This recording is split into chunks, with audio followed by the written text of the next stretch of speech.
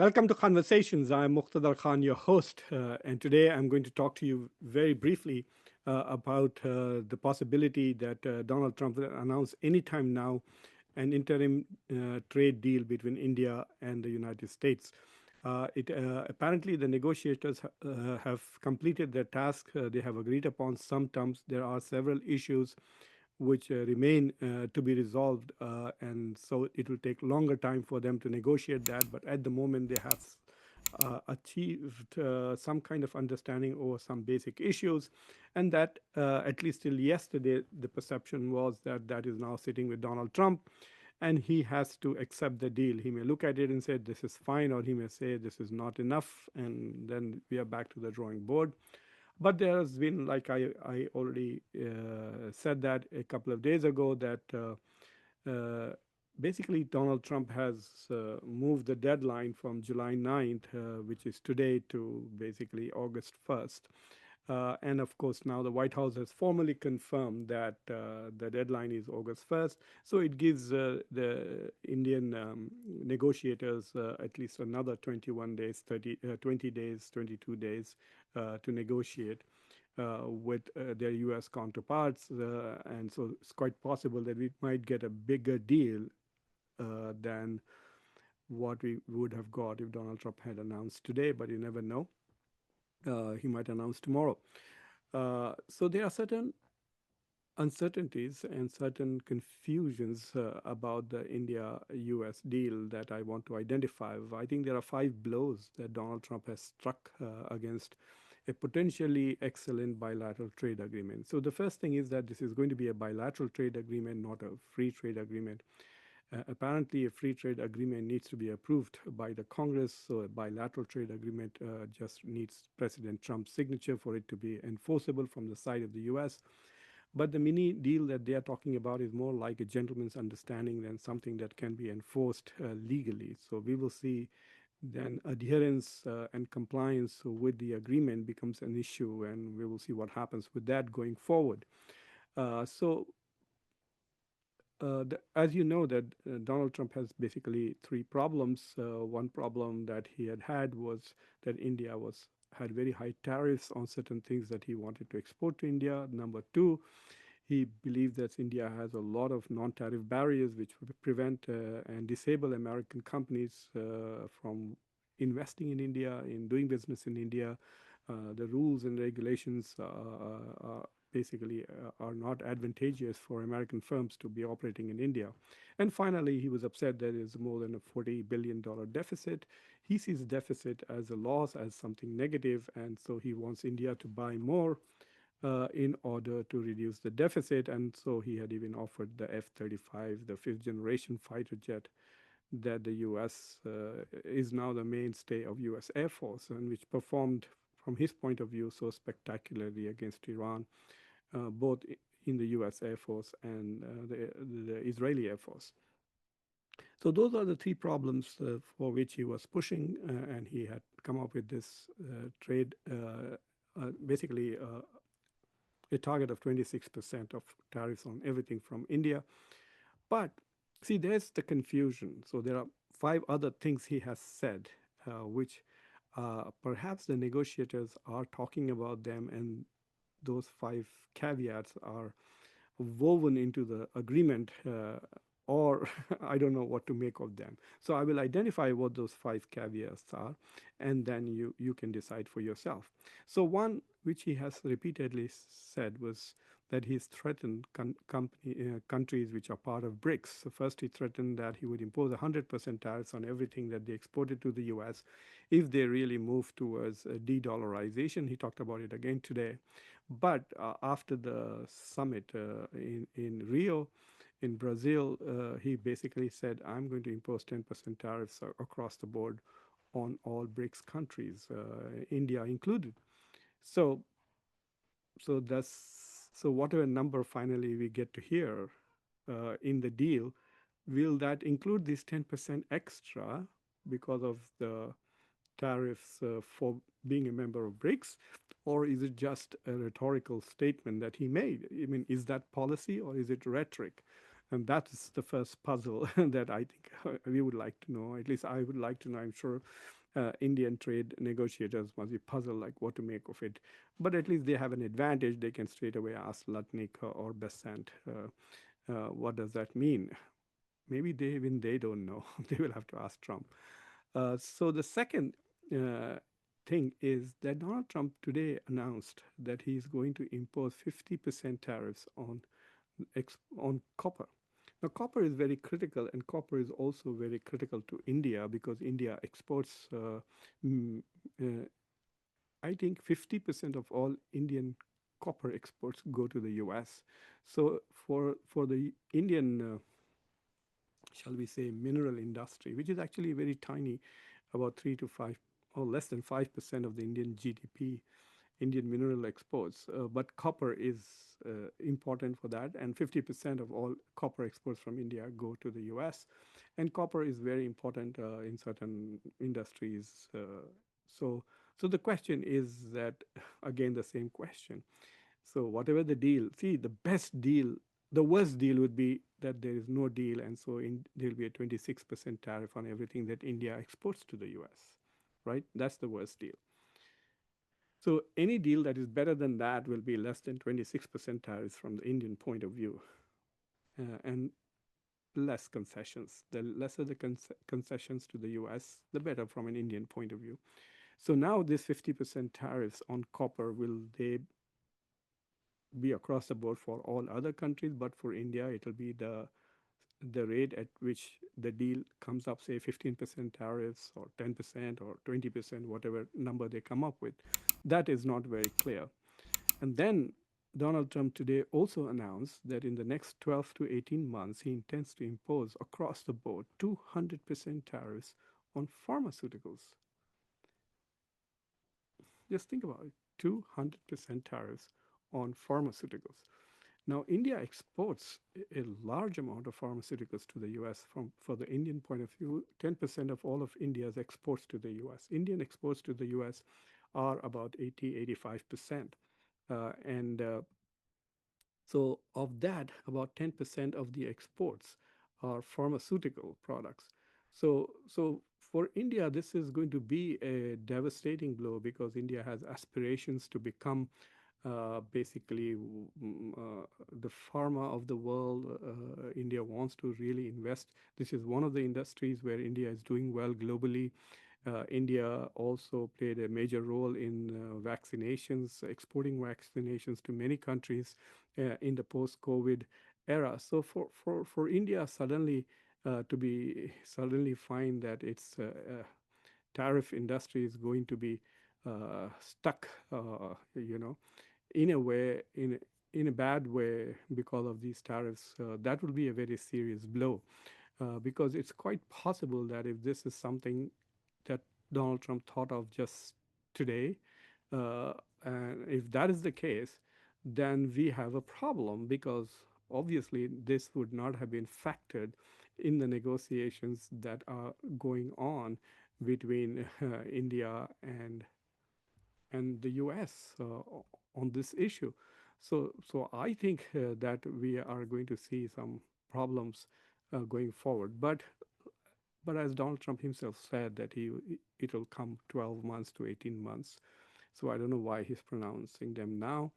Maybe he's using that as a lever to get some concessions from other countries now. Anyway, so the second blow that I think he has struck is about pharmaceuticals. Sorry, this is the third one. The first one is 10% on bricks, second one is 50% on copper, the third one is 200% on pharmaceuticals. There is also a 50% tariffs on steel and aluminum, and that also impacts India because India exports steel and aluminum to the United States. So a lot of these things that Donald Trump is now beginning to tax or add tariffs to halfway through the negotiations or towards the fag end of the negotiations are things that are very important for India in their, shall we say, export portfolio to the United States. and we will see what further developments happen on this particular arena. So that's one problem that we see that Donald Trump has created for India. There is also this bill that Senator Lindsey Graham is pushing, and 84 senators. 2 days ago, Senator Chris Coons, who is the U.S. senator from Delaware, he was here. He was speaking to a group, to several groups at the University of Delaware, and I attended his lecture. And he was saying that he mentioned this bill, and he was very proud of this bill. He says that any country that buys oil from Russia, the U.S. was going to impose 500% tariffs on everything that they export to the United States. And clearly, the bill, and he mentioned basically that we are targeting China and India, and he specifically mentioned India. Uh, so what about that bill? Now, it's a different thing that it is possible that the bill may die in the Senate itself, but if it has 84 sponsors, which means that there are only 100 senators, so they will get at least 84 votes. And the only reason why they may not get those votes is if Donald Trump says, I don't like this bill. And so far, even though the bill kind of undermines, I think, presidential powers to make foreign policy, because this is Congress that is making foreign policy. I think Donald Trump might like it because he's now getting increasingly upset with Russia, and his sudden change of that. First he announced that he would cut off military supply to Ukraine and then suddenly reversed that.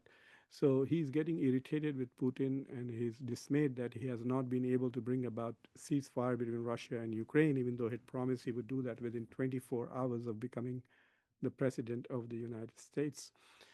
So it is quite possible that Trump will give an okay. And so what happens then to India US deal, whatever they negotiate? Let's say they negotiate 15% tariffs and then opening up of Indian markets, etc. So so suddenly now you have 515% tariffs because of India continues to buy oil, or will India immediately say, okay, sir, and stop complete trade with Russia, their best friend? They are so proud of Indo-Russian relations, and say Russia has been a trusted partner, unlike the U.S. They constantly refer to 1971 when the Soviet Union stood with India, and the U.S. was threatening India at that time, and that's a very strong memory in the Indian strategic community's mind, and they invoke that every time we talk about reliability of the United States as a strategic partner. So that is another bill that I think is going to complicate India-US trade relations and also strategic partnership. It is quite possible that the bill will die, but I was very surprised to see that a Democrat like Chris Coons was so enthusiastic about a bill that is being pushed by one of the nastiest neocons in the country, which is Senator Lindsey Graham from South Carolina. So that is another blow against US-India relations. And finally, the blow that you are already aware of, which has lately not hit the news, but this is about Apple. Apple has decided that because the tariffs on China are now 55% and tariffs on India are going to be 26 or less, it makes sense for Apple to assemble or manufacture or basically source all the iPhones that it sells in the in the US from India. So Apple has this new strategy where it's going to manufacture all uh, the iPhones that are sold in the US in India and pay lower tariffs, bringing them into the US, and then everything else that everywhere else that Apple sells iPhones, they will be made in China. Uh, and they're going to do the same with laptops and iPads. They're going to make them all in Vietnam, and now Vietnam, if they are actually made in Vietnam, then the percent it's even a better deal than India, because we now know that Vietnam got a 20% deal, which is already done. But Donald Trump wants Apple to manufacture in the US, and he didn't bring that up in the deal with Vietnam, which is very interesting. But Donald Trump has threatened Apple that if it were to start investing in manufacturing in India, then the United States would impose very heavy tariffs on anything that Apple makes in India. So basically, destroying the very rationale for that particular strategy. So if the tariffs becomes 59% or 60%, then why will Apple go to India? So that is another problem for India because India was hoping that iPhones will be the spearhead of India's foray into becoming an alternative to China in manufacturing and give momentum to India's Make in India project. And India wants to become a major manufacturing nation. Right now, manufacturing is less than 17% of its GDP. It's about 16.5% of its GDP. It has remained less than 17 during the entire 11 years of Prime Minister Modi. So even though he's been talking a lot about motivating in industries and attracting investments into manufacturing, that has not happened yet. So, so the tariffs, the whimsical tariff strategy of Donald Trump not only has an impact on US-India trade, which is about 130, $150 billion right now, but it also impacts India's own development strategy. Should India give subsidies to Apple and provide domestic support for Apple's investments in India and then find that they are pointless? Should India also invest in those industries which export to the US, or should India start looking elsewhere, completely taking the US out of its economic planning, even though the US is slightly, with a slight margin, the biggest trading partner at the moment with India, a little more than with China. So anyway, I thought I will give you an update on the US-India trade deal. It is quite possible that because the deadline has been moved to August, either Donald Trump will take a look at it and send it back to the negotiators. So it's quite possible that there might be one more meeting or one more extended attempt to get a bigger deal by the negotiators of both sides. But the Indian negotiators have already left the shores 2 days ago. They're back in India. Of course, they can always do this over Zoom, or they can always fly back. So anyway, I thought I will give you this update. So thank you for watching Conversation. I hope you found this informative and enlightening.